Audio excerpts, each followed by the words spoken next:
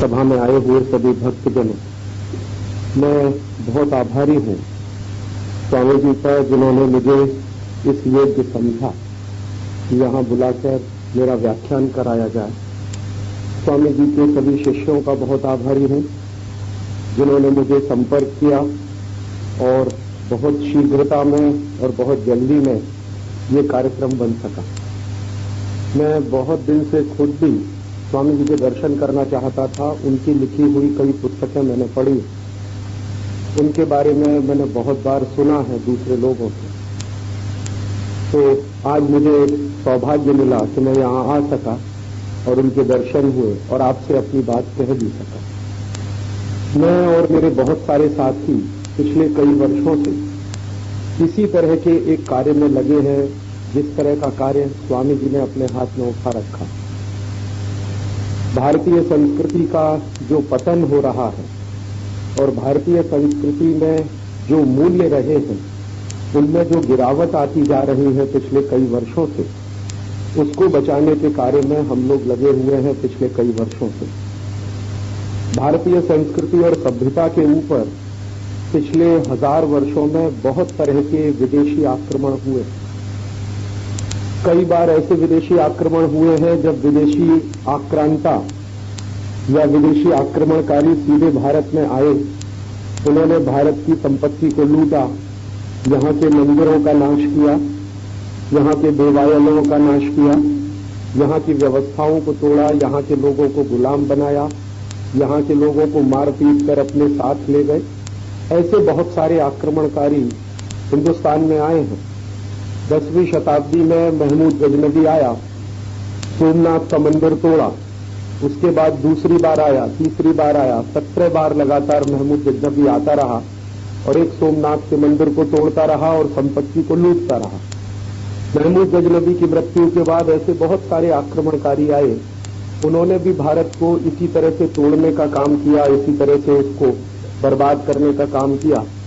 15वीं 16वीं शताब्दी तक ये मुस्लिम आक्रमणकारियों का ज्यादा आक्रमण होता रहा भारत के ऊपर, और उसके बाद यूरोप के आक्रमणकारियों का भयंकर तरीके से आक्रमण हुआ भारत के ऊपर। यूरोप की तरफ से जो सबसे पहला आक्रमणकारी भारत में आया वो वास्को डी गामा था, 1498। वास्को डी गामा के बाद दूसरे बहुत सारे पुर्तगाली आए, स्पेनिश लोग आए, डच लोग आए, फिर फ्रांसीसी लोग आए, फिर अंग्रेज आए हिंदुस्तान में, और ये सिलसिला लगातार चलता ही रहा। कई बार मेरे मन में प्रश्न आता था कि ऐसा क्या था कि जो भारत के ही ऊपर इतने सारे विदेशी आक्रमण हुए, उसका कारण क्या है, उसका रहस्य क्या है, ये समझना चाहिए, जानना चाहिए। तो उस दृष्टि से भारतीय इतिहास का बहुत गहराई से अध्ययन करने की कोशिश मैंने की पिछले कई वर्षों में, और उस अध्ययन करने के दौरान बहुत सारे दस्तावेज भी इकट्ठे किए मैंने। कुछ 50,000 से ज्यादा दस्तावेज पिछले 10 वर्षों में मैंने और मेरे साथियों ने इकट्ठे किए हैं, और उनमें से काफी दस्तावेज विदेशों से लाने पड़े। लंदन नाम का एक शहर है इंग्लैंड में, वहां पर हिंदुस्तान की इतिहास की जानकारी देने वाले लाखों दस्तावेज रखे हुए हैं। लंदन में एक हाउस ऑफ कॉमन्स है, वहां की लोकसभा है। जैसे हमारे देश में दिल्ली में लोकसभा और राज्यसभा है, जिसको हम संसद कहते हैं, वैसे ही इंग्लैंड की भी संसद है, इंग्लैंड की भी एक लोकसभा है और राज्यसभा है। तो इंग्लैंड की लोकसभा को हाउस ऑफ कॉमन्स कहते हैं। तो वहां पर एक बहुत बड़ी लाइब्रेरी बनी हुई है, वहां पर एक बहुत बड़ा पुस्तकालय बनाया हुआ है। कई सौ साल पुराना है वो, 1000 साल पुराना है शायद। तो वहां हिंदुस्तान के बारे में लाखों दस्तावेज पड़े हुए हैं। तो उनमें से कुछ 50,000 दस्तावेज हम लोगों ने निकाले हैं पिछले 10 वर्षों में। काफी पैसा इसमें हम लोगों ने खर्च किया, लेकिन हमें उसमें काफी सफलता मिली जब इन दस्तावेजों को हम निकाल कर लाए। और इन दस्तावेजों को निकालने के पीछे हमारे मन का उद्देश्य यही रहा कि आखिरकार हम ये समझना चाहते थे कि इस देश के ऊपर इतने सारे विदेशी आक्रमण क्यों हुए, उसका कारण क्या था, और अगर ऐसे विदेशी आक्रमण होते रहे हैं तो कभी आगे भी हो सकते हैं, तो उससे बचने का कोई रास्ता हो सकता है क्या। मैंने ऐसा महसूस किया है पिछले 10 वर्षों में कि अगर किसी समस्या का गहराई से समाधान ढूंढना हो तो उस समस्या का वर्तमान तो ठीक से समझना ही पड़ता है, उसका भूतकाल भी समझना पड़ता है। और भूतकाल और वर्तमान अगर दोनों ठीक से समझ में आ जाएं तो फिर उसका भविष्य भी समझ में आने लगता है। तो इस दृष्टि से हमने वो काम किया और उस काम को करने के बाद जो ज्ञान मिला, जो जानकारी मिली, वही मैं आपसे कहने के लिए आया कि पिछले 1000 साल में ये सबसे ज्यादा विदेशी आक्रमण हिंदुस्तान के ऊपर एक तो इसलिए हुए कि हमारा राष्ट्र बहुत समृद्ध था। हमारा राष्ट्र बहुत समृद्ध था, शक्तिशाली था। हमारे राष्ट्र के पास संपत्ति बहुत थी। हमारे राष्ट्र में मूल्य बहुत ऊंचे रहे थे। सांस्कृतिक विरासत हमारी बहुत ऊंची थी। तो विदेशियों को एक तो जलन होती रही हमसे, हमारी संपत्ति के ऊपर उनकी आंख लगी रही, और दूसरा विदेशियों के पास वो कुछ नहीं था जो भारत में था, तो वो उसको लूटकर अपने यहां ले जाने की कोशिश करते थे। तो इसलिए ये सारे के सारे विदेशी आक्रमण होते रहे। विदेशी आक्रमण 1947 में खत्म हो गए ऐसा हम सब लोग मानते हैं, क्योंकि 1947 में भारत आजाद हो गया। 10वीं 11वीं शताब्दी से जो परदेशियों ने भारत में आना शुरू किया, 1947 में 15 अगस्त को हमने मान लिया कि भारत आजाद हो गया, परदेशी आक्रमण अब भारत पर नहीं होते। लेकिन मेरी मान्यता कुछ अलग है। परदेशी आक्रमण आज भी हो रहे हैं, उनका स्वरूप बदल गया। पहले विदेशी आक्रमण सीधे सीमाओं पर होता था। कोई विदेशी आक्रांता आता था, हमारे गांवों को लूट के ले जाता था, मंदिरों को लूटता था, लोगों को मारता था, पीटता था। एक तरीका था ये, लेकिन आज तरीका बदल गया। समय बदल गया है, समय के हिसाब से तरीका बदल गया। आज भी परदेशी आक्रमण होते हैं, लेकिन वो परदेशी आक्रमण मानसिकता में होते हैं, विचार में होते हैं, सांस्कृतिक होते हैं, राजनीतिक नहीं होते, सीमाओं पर नहीं होते हैं, लेकिन आपके देश की सांस्कृतिक व्यवस्थाओं पर होते हैं।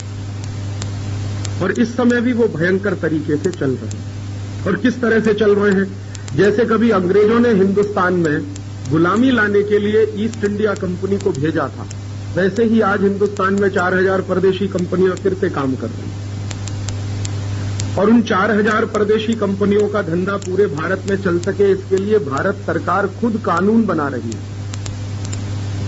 परदेशी कंपनियों का व्यापार बढ़ाने के लिए कानून बनाए जा रहे हैं, उनको मुनाफा हिंदुस्तान में कमाने के लिए कानून बनाए जा रहे हैं, वो मुनाफा कमा के हिंदुस्तान के बाहर ले जाएं, उसके लिए कानून बनाए जा रहे हैं। ऐसे बहुत सारे नियम कायदे कानून इस देश में बनाए जा रहे हैं। और इसी के साथ साथ जो बची हुई भारतीय संस्कृति है, उसको बर्बाद करने के लिए भी कानून बनाए जा रहे हैं। हमारे देश की काफी संस्कृति की बर्बादी तो पिछले 1000 साल में हुई है, लेकिन फिर भी भारतीय संस्कृति में कुछ ऐसे तत्व जिंदा रह गए हैं, कुछ ऐसे मूल्य जिंदा रह गए हैं जो सनातन है, जिनको मारना सबके बस की बात नहीं।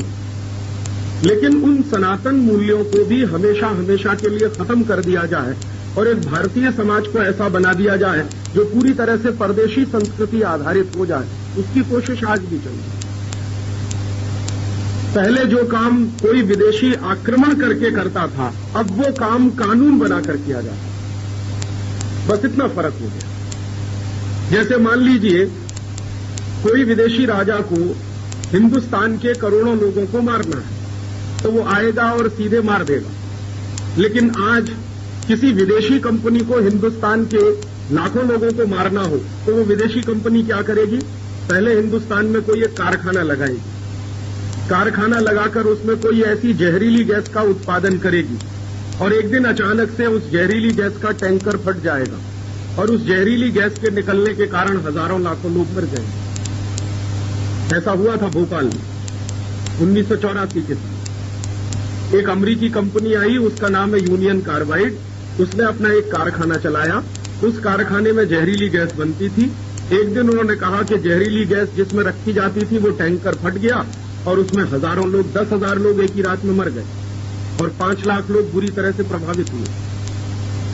तो अगर कोई विदेशी राजा आता और उन 10,000 लोगों को सीधे मारता, वो एक तरीका था। उन्होंने राजा को नहीं भेजकर अपनी एक कंपनी को भेज दिया और उस कंपनी ने 10,000 लोगों को मार दिया। बात तो वही हुई ना। तो पहले सरकार ने एक कानून बना दिया, कंपनी का कारखाना चलवा दिया उस कानून के आधार पर, बाद में उस कारखाने में घोटाला हो गया, टैंकर फट गया और उसके बाद 1000 लोग 10,000 लोग मर गए। तो ये तरीके बदल गए हैं। मारना पहले भी था, आज भी वो मारते हैं। तो इस तरह के तरीकों को अगर हम समझ सकेंगे कि ये हो क्या रहा है हमारे देश में, तो शायद भविष्य में इनसे बाहर निकलने का रास्ता भी खोज सकें।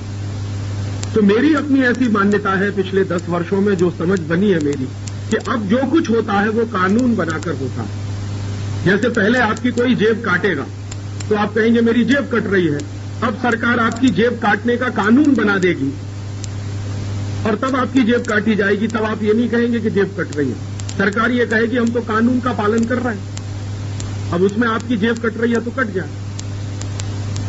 थोड़ी देर पहले जो भाई जी बोल रहे थे, एक मैं अंदर से सुन रहा था कि भारत सरकार ने गर्भपात के लिए कानून बना दिया, तो एक तरह के लीगलिटी मिल गई ना। अब बिना पैदा हुए बच्चे को आप आसानी से मार सकते हैं क्योंकि उसका कानून बन गया। पहले कानून नहीं था तो उसको मारने में बहुत सामाजिक प्रश्न खड़े होते थे, अब नहीं है वो सामाजिक प्रश्न। अब तो सरकार बड़े आराम से कहती है कि एमटीपी एक्ट है, मेडिकल टर्मिनेशन फॉर प्रेगनेंसी, एक एक्ट बना दिया है। उस एक्ट के तहत हजारों लोग गर्भपात कराते हैं, सरकार कहती है कि हम तो कानून का पालन करते हैं। यही हो गया ना, सीधे आप उसको मारेंगे अगर किसी बच्चे को तब तो वो हत्या हो जाएगी, लेकिन एमटीपी के एक्ट के तहत जब आप उसको मारेंगे तो सिर्फ गर्भपात रहेगा, हत्या नहीं मानते उसको, क्योंकि अगर उसको हत्या मानना शुरू कर दे तो फांसी की सजा हो जाएगी उसमें। तो जितने डॉक्टर ये एमटीपी कर रहे हैं ये सब फांसी के फंदे पर लटकाए जाएंगे। लेकिन सरकार ने क्या किया कि उसको कानून बना दिया तो बहुत सारे लोगों का उससे मुंह बंद हो। अगर बिना कानून बनाए ये खेल चलता तो शायद इसमें हंगामा बहुत हो जाता पूरे देश में, लेकिन अब वो कानून बनाकर चलाते हैं तो व्यवस्था तो वैसी ही चलती है जैसे कभी अंग्रेजों के जमाने में चलती आज भी। तो मैं यही आपसे कहना चाहता हूं कि ये भारतीय संस्कृति के जो जिंदा मूल्य हैं उन्हीं को नष्ट करने की लगातार साजिश पिछले कई वर्षों से चल रही है। भारतीय संस्कृति का जो सबसे गहरा मूल्य मेरे समझ में आया है पिछले 10 वर्षों में वो अहिंसा का, और बहुत सनातन है। और बहुत सनातन है, क्यों सनातन है? मैंने मेरे बचपन से सीखा इसको। मेरी माँ को मैंने कई बार देखा जब वो झाड़ू लगाती थी घर की सफाई करने के लिए, तो वो इसका ध्यान रखती थी कि कोई चींटी झाड़ू के नीचे ना आ जाए। एक बार मेरी माँ को मैंने कहा कि तुम ऐसा क्यों करती हो, चींटी अगर मर जाती है तो क्या फर्क पड़ता? तो उसने कहा पाप लगता। मैंने फिर मेरी माँ से इससे ज्यादा पूछने की कोशिश की कि ये पाप क्या होता है, पुण्य क्या होता है, तो उसकी जितनी समझ थी उसने मुझे बताया। लेकिन आज मेरी समझ जो बनी है तो कुछ इस तरह की है कि चींटी को हम इसलिए नहीं मारते कि पाप लगता है, उससे भी गहरी एक दूसरी बात है। हम सब हिंदू लोग पुनर्जन्म में विश्वास करते हैं। मैंने हिंदुस्तान पूरा देखा और हिंदुस्तान में रहने वाले जो भी लोग हैं जो भारतीय संस्कृति को मानते हैं, जो सनातनता में विश्वास करते हैं, मैंने उनसे एक ही बात पूछी है कि आप मुझे कोई एक ऐसा मूल्य बताओ जो कहीं विदेश में माना नहीं जाता। तो जो पढ़े लिखे लोग हैं जो समझते हैं विदेश को और भारत को, वो कहते हैं कि राजीव भाई पुनर्जन्म किसी दूसरे देश में नहीं माना जाता। अमेरिका में और यूरोप में पुनर्जन्म नहीं मानते, माने ये क्रिश्चियनिटी और इस्लाम में पुनर्जन्म की कल्पना नहीं है। ये जो क्रिश्चियन धर्म है और ये जो इस्लाम धर्म है, इन दोनों धर्मों में पुनर्जन्म की कोई कल्पना नहीं है। दुनिया में एक ही धर्म है, हिंदू धर्म, जिसमें पुनर्जन्म की कल्पना, और एक जन्म की नहीं, करोड़ों जन्म की कल्पना। तो हम चूंकि पुनर्जन्म की कल्पना में विश्वास करते हैं, इसका अर्थ क्या हुआ? इसका अर्थ यह हुआ कि हमें मालूम है कि आज हम मनुष्य हैं, कल चींटी भी हो सकते हैं, परसों बिल्ली भी हो सकते हैं, सांप भी हो सकते हैं, केचुआ भी हो सकते हैं, कुछ भी हो सकते हैं। ईश्वर ने हमको ये मनुष्य जन्म दिया, हमारा सद्भाग्य। लेकिन योनियां तो बहुत सारी हैं, करोड़ों योनियां हैं, हमें उनमें से किसी दूसरे में भी जन्म मिल सकता है। तो हो सकता है पुनर्जन्म में हम कभी चींटी रहे हो, या अगले जन्म में हम चींटी हो जाए। तो अभी हमने अगर चींटी को मारा तो अपने किसी भाईबंध को ही तो मार दिया। वो किसी जन्म में मनुष्य भी हो सकती थी ना। आज वो चींटी है, कभी किसी जन्म में मनुष्य हो सकती थी। या आज वो चींटी है, अगले जन्म में वो कुछ और हो जाएगी। आज हम मनुष्य हैं, अगले जन्म में हम चींटी हो जाएंगे। इसका माने चींटी का हमारा कुछ नजदीकी रिश्ता है और वो पुनर्जन्म से जुड़ता। तो इसलिए हमने मान लिया कि चींटी को नहीं मारना, उससे हिंसा हो जाएगी, पाप हो जाएगा। और वो पाप क्या हो जाएगा कि हमने अपनी ही जैसी आत्मा की हिंसा करी है। और हम तो ये मानने वाले हैं ना कि चींटी में भी आत्मा है, हम में भी आत्मा है। आत्मा दोनों की बराबर जैसी है, शरीर दोनों का अलग हो सकता है। भगवान तो हर जगह यही कहते हैं कि आत्मा सब में एक जैसी है, तो उसमें भी आत्मा है, हम में भी आत्मा है। सब में अगर आत्मा है तो हम तो किसी को मार नहीं सकते, सब हमारे सहकर्मी हो सकते हैं।